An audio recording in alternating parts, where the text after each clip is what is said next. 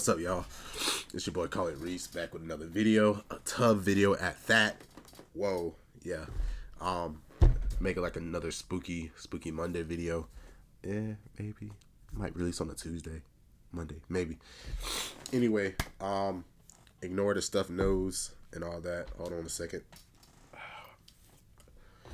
All right. Anyway, if you like this video, give it like a good 30 or 40 likes. And also turn on that bell and subscribe to your boy Reese, because I know half of y'all is not subscribed. Y'all watch my videos, but you're not subscribing. So what's up with that, G? Anyway, let's go ahead and get into it. Airlines flight J28243. Now what I'm about to tell you makes sense, but I just want to make it clear for the newcomers of this channel, I can't show these videos. I literally cannot show almost all of them on YouTube. Yes, I will be presenting with the respected image behind me. However, I will play the video up until the point where disaster strikes. On December 25th of 2024, a horrifying video circulated showing an Azerbaijan airplane in its final moments. The video was shot by an eyewitness and captures the exact point the aircraft starts to go down midair, descending rapidly before crashing. Before we talk about the footage, let's back up a little bit to the start of the flight. The flight had taken off from Baku, Azerbaijan, heading toward Aktau, Kazakhstan. On board the flight were 62 passengers and 5 crew members. The aircraft was an Embraer E190, a relatively modern regional jet. Everything had seemed normal and the flight, like most flights, had expected to reach its destination with no issue. However, that sadly didn't happen. About 40 minutes after takeoff, as the plane approached Grozny and entered Russian airspace, the crew reported losing GPS navigation because of jamming. Shortly after, it said that passengers reported feeling a sudden jolt and hearing strange noises from the fuselage. Now, for those who don't know, the fuselage is the main tube-like part of an aircraft where passengers seat, with the wings and flaps being kind of just extras. In the radio transmission between the pilots and the tower, the pilots attributed the sound to a bird strike. But from a video recorded by a passenger on the flight, a part of the aircraft appeared to have taken some damage inconsistent with what a bird strike would do. According to sources, the cause of the crash was rather shocking. It wasn't a mechanical error or pilot error, it was something external, political even. 4 sources close to the investigation report that the flight was accidentally taken out by a Russian air defense system. It was apparently the result of a miscommunication within Russian forces operating near the border. Footage taken from after the crash shows holes in parts of the plane, and that actually gives some substance to the idea that the aircraft actually did come down due to external interference. But why would Russia have any need to bring down an aircraft?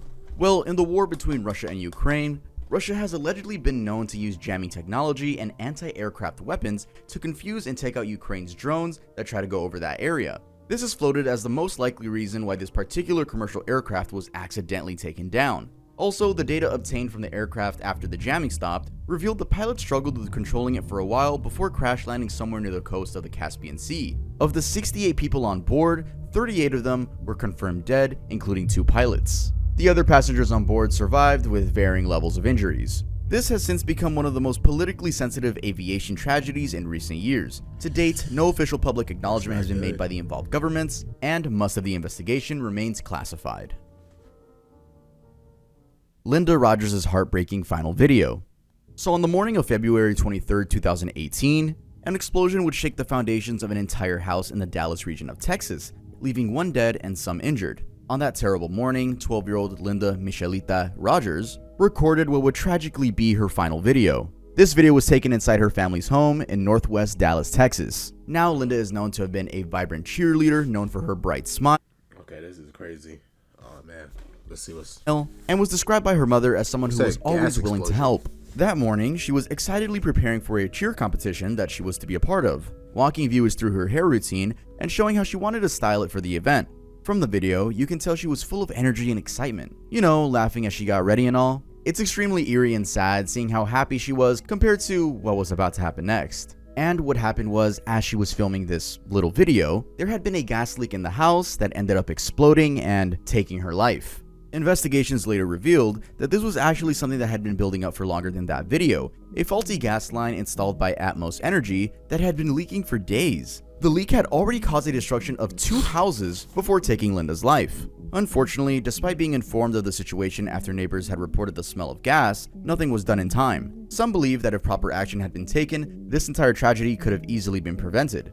Now, when the explosion hit, it was catastrophic. The blast destroyed the Rogers home completely and apparently could be heard from blocks away. The sheer force of the explosion sent debris flying across the neighborhood, damaging other homes and vehicles. Linda was found severely injured among the wreckage. First responders rushed her to the Children's Medical Center as fast as possible, fighting to save her life, but despite their emergency efforts, the injuries were too extensive. She was pronounced dead shortly after arrival. Her parents and her brother, who had also been inside the home at the time of the explosion, survived but were left with serious injuries, both physical and emotional. In the aftermath, the family made the heartbreaking decision to release the video Linda had recorded that morning. They hoped it would serve as a powerful call for greater accountability around gas safety and corporate negligence. Atmos Energy, under intense scrutiny, initially blamed the leak and the eventual explosion on factors like heavy rains, shifting clay soil, and aging inflexible steel pipes in the neighborhood. They later carried out repairs and replacements on the gas pipeline. Yeah, the gas, a whole bunch of stuff. Anything to do with gas is like real scary, and you gotta be real careful with it. Wow, this is crazy. In the area, but for the Rogers family and the community, the damage had already been done. A young girl full of life and dreams was gone, and no amount of repairs could ever undo the heartbreak her death left behind.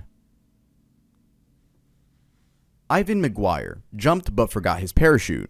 This is the chilling story of a skydiver who jumped without a parachute and caught it all on film. I want to make it clear that this person in the video is not him. He had a camera strapped to him, so it's like a first person type of view. So this was his view. This was most likely his friend or someone that was joining him. So this happened on April 5th of 1988. Ivan Lester McGuire boarded a Cessna airplane over Franklin County, North Carolina.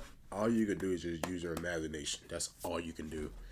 All right, so Ready for another routine dive. As a professional diving instructor with over 800 jumps logged, this was just another day at work. He had his camera strapped to his helmet and was prepared to take a dive just as he had done hundreds of times before. When the plane reached the jump altitude, Ivan leaped out from one side of the aircraft while the other instructor and student driver exited from the opposite end. Everything appeared to be going to plan. The sky was clear, the plane steady, and the group began their controlled descent. In a chilling realization midair, Ivan reached for his parachute cord only to find out he wasn't wearing a parachute at all. In the rush of the day, or maybe just excitement, he had forgotten to strap it on. He had carried another backpack filled with camera accessories and forgot to take the actual backpack with a parachute in it. The video shows the moment the other instructor and student pulled open their chutes when he realized his error. His last words were recorded as he frantically searched for his parachute. The experienced skydiver said, "Oh my god, no," knowing that what awaited him was a painful end. Investigators ruled out the possibility of an intentional attempt to take his own life. Ivan had made over 800 successful jumps, and even 2 the same day before this one.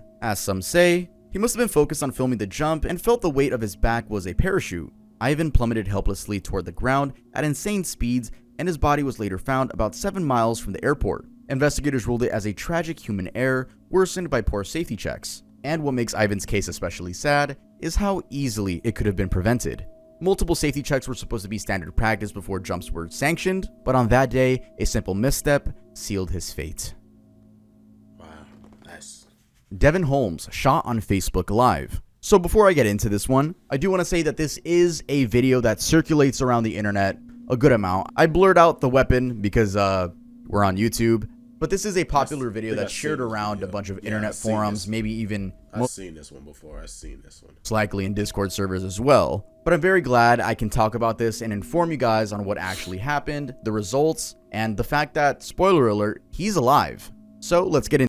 On April 1st, 2018, at about 2 in the morning, a Facebook livestream captured what would quickly become one of the most shocking and viral incidents of the year. Devin Holmes, a 26-year-old from Houston, Texas, was sitting in a parked car with 2 others at a gas station, casually talking, and the woman beside him was playing with a loaded firearm, unaware that the next few seconds would change his life forever. Sitting beside him here, well, you can't really see here, so there's probably going to be on the screen, but that woman is named Cassandra Damper. As the livestream rolled, she picked up a handgun, flashing it for the camera, joking, and pointing it carelessly around the car. Devin, noticeably uneasy, tried to de-escalate the situation, warning her with a simple but chilling line, "You're making me nervous." The man in the backseat tried to calm him down, telling him that the gun was unloaded. Sadly, this wasn't the case. Moments later, a single shot rang out. The camera jerked and caught everything. This woman that was playing with the pistol ended up trying to be funny and aiming it at him, saying some dumb quote, and accidentally, well, yeah, I mean, it was an accident. She was just being really stupid. I don't think she was actually intending on shooting him. But anyway, she actually ended up shooting him in the head. Yes, That is almost death certified, but this strong man ended up surviving. We'll get into that a little bit after, but so she shoots him in the head, right? What happens next? Does she take accountability? Does she try to help him out? No. Her and the guy in the backseat run out of the car. Attempted murder right there. The live stream cut shortly after, but not before it showed Devin slumped over, bleeding from a gunshot wound to the head. But somehow, against the odds, like I was saying, he survived. He was rushed to the hospital in critical condition and placed on life support. Over the following months, he underwent multiple surgeries and an intense recovery process. As for Damper, she initially claimed the shooting was an accident, but the video shows that she cocked the gun and pointed it at Devin. If it was all a joke, the one thing she shouldn't have been doing was waving a loaded gun around. Authorities later charged her with aggravated assault with serious bodily injury and tampering with evidence after it was revealed that she attempted to wipe gunshot residue off her hands before police arrived. Yeah, it's totally not like you live streamed yourself doing the action. What is the point of cleaning the gun? We saw it happen. Whoa, that was crazy. Avinka, keep that in. That was a crazy voice crack. We saw it happen. The horrifying incident, maybe as expected, quickly sparked nationwide conversations about gun safety, personal responsibility on live streams, and the growing trend of dangerous stunts played out for social media attention. In an interview with his mom and daughter by his sides, Devin is seen to have lost some functionality on his left side, but is undergoing therapy to help him through the trauma caused by the gunshot wound. Uli Emanuele filmed his own death while base jumping. Uli Emanuele, a world-renowned wingsuit pilot from Italy, was no stranger to danger. Known for pushing the limits of human flight, he had built a reputation around his gliding at breathtaking speeds through impossibly narrow gaps in cliffs and rock faces. His videos, often shot with a GoPro mounted to a helmet, showcase stunts that would honestly leave any average person in awe. Now, on August 17, 2016, Uli set out on yet another dangerous feat. This time, he was flying through the Swiss Alps, aiming to pass through an extremely tight rock formation that left little margin for error. Uli, always methodical, had prepared meticulously for the jump. The footage from his final flight showed him smiling while he put everything in order to make the jump. But something went wrong. Whether it was a slight miscalculation of his trajectory, a minor adjustment in body positioning, or just an unpredictable gust of air, Uli was unable to make the target. At the speed he was traveling, even the smallest deviation was unforgiving. In an instant, he slammed into the side of a cliff at high velocity. Rescue teams arrived quickly, but it was already too late. Uli had died on impact. He was 29 years old, and like I said, Uli wasn't just another thrill seeker. He was one of the most respected athletes in wingsuit flying. He had made a name for himself in the base jumping community when he filmed a jump for GoPro's YouTube channel, where he used a wingsuit to fly through a 2-meter wide cave. But when you're soaring at speeds upwards of 120 miles per hour with only raw instinct and muscle memory to guide you, there's no margin for error. To this day, Uli Emanuele is remembered not only for the way he died, but more importantly for the way he lived, chasing the impossible, inspiring countless others to fly, and treating the mountains he loved with awe and humility. His legacy continues through the countless videos he left behind, each one a breathtaking tribute to the extraordinary risks and rewards of human flight. The Bow Wow Per tanker explosion. I really hope I'm pronouncing Bow Wow Per correctly. On the morning of June 25, 2017, a devastating tragedy unfolded on a highway near Bawalpur in Pakistan's Punjab province. A fuel tanker overturned after the driver lost control while trying to make a sharp turn. As fuel spilled across the road, word quickly got out to the nearby villages. Hundreds of people rushed to the scene, carrying pots, buckets, and whatever other containers they could find. Many were hoping to collect free fuel. Context here being that it was a highly valuable item in a region where poverty sort of ran deep. It's said that to some of them, that was their opportunity to get as much free cooking fuel as they could. Maybe understandable, but on the other hand, they were risking everything to do that. A risk that would come true, resulting in the death of about 200 people, was about to happen. At approximately 6:30 a.m., a spark, reportedly caused by a discarded cigarette, ignited the puddle of fuel. In an instant, a massive fireball erupted, engulfing the crowd in flames. Eyewitnesses described seeing people on fire, running desperately, trying to help themselves. Vehicles were reduced to charred skeletons. The intensity of the flames made it nearly impossible for rescue teams to approach the area quickly. When the fire was finally brought under control, sadly, not everyone was lucky enough to leave with some burn injuries. Many bodies were so badly burnt that they were unrecognizable. In the aftermath, the government was heavily criticized for failing to prevent the gathering of civilians around the accident site, a pattern seen in similar incidents in developing countries. Safety protocols were either non-existent or unenforced, leaving people vulnerable to one of the most avoidable mass casualty events in modern history. Irina Glazunova filmed her last moments.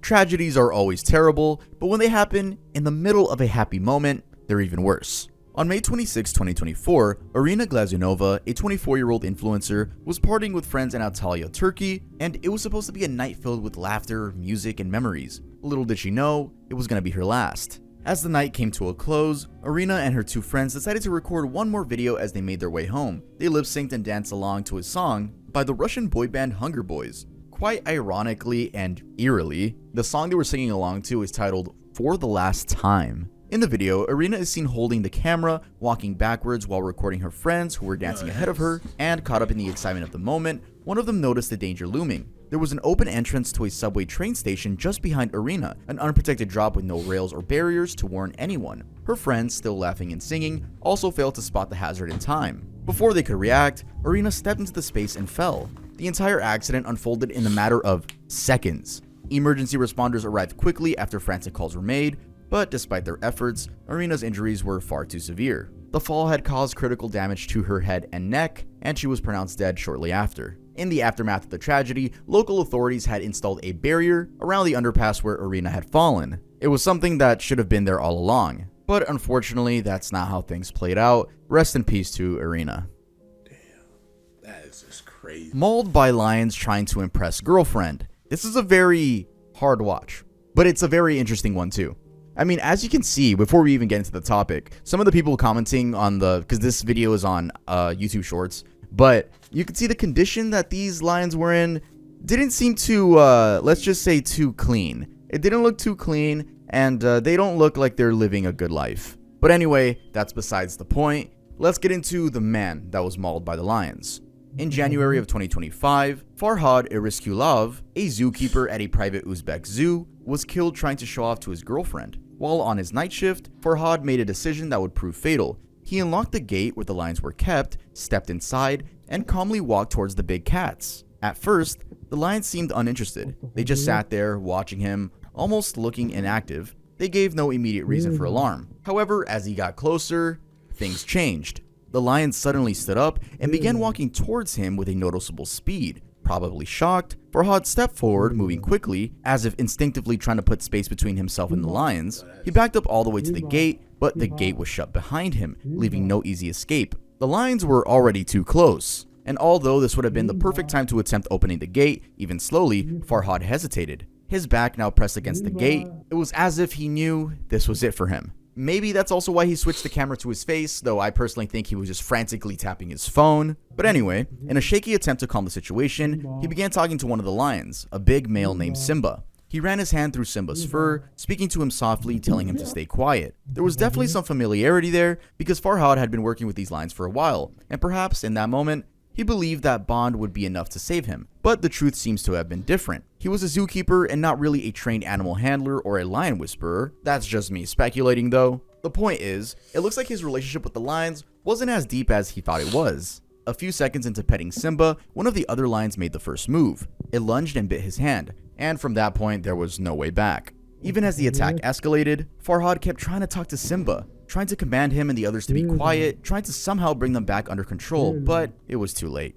Reports say that the three lions ended up taking his life, and in the grim aftermath, it was confirmed that several of his body parts had been eaten.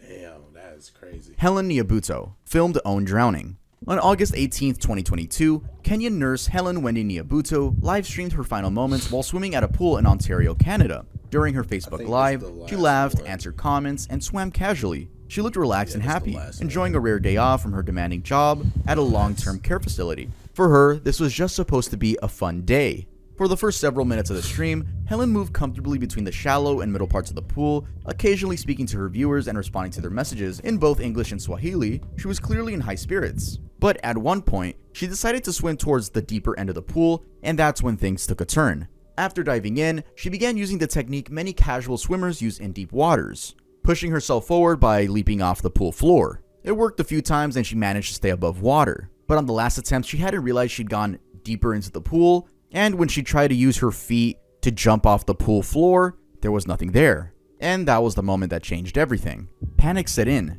Helen tried to keep herself afloat, but her strokes grew weaker. She was not an experienced deep water swimmer, and her body language quickly shifted from playful to distressed. The live stream's still rolling, which I can't play that part of the video. In case you're wondering why I'm looping, the beginning part. I literally can't show her drowning on show none of YouTube. that stuff. Anyway, the live stream still rolling, caught the splashing and gasping as she tried to survive. What made this even more tragic was that she was completely alone. There was no friend watching, there was no lifeguard, no one to jump in when she needed it most. Despite her visible struggle and cries for help, there was no immediate response. The livestream continued for over 3 hours. The water still, the camera angle unchanged. She had entered the pool shortly after 2 p.m., but her body wasn't discovered until just before 5:45 p.m., when another hotel guest finally noticed and raised alarm. When her father back in Kenya saw the video, he was devastated. He described Helen as the backbone of their family, someone who had taken the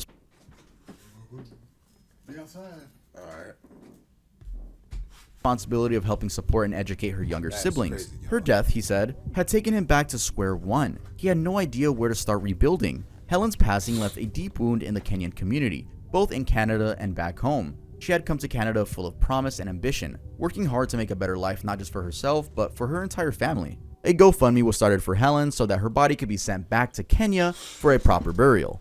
Her father explained that it was Kenyan culture for one to be buried where they were born, and that he wouldn't be okay knowing that his daughter was laid to rest outside of the country. The target of the campaign was $50,000, but the family was able to raise more than the amount they wanted. Since this is the last one we're going to be talking about today, I do want to say rest in peace to all the individuals we talked about in today's video. This is real sad. So that's going to be it for today's video. If you think I earned your subscription, it would be cool if you could subscribe. Alright, y'all. If you like that video, like and subscribe. I'm gonna see y'all in the next one. Make sure you subscribe to your boy, Call It Reese. I'm out. Get the fuck out.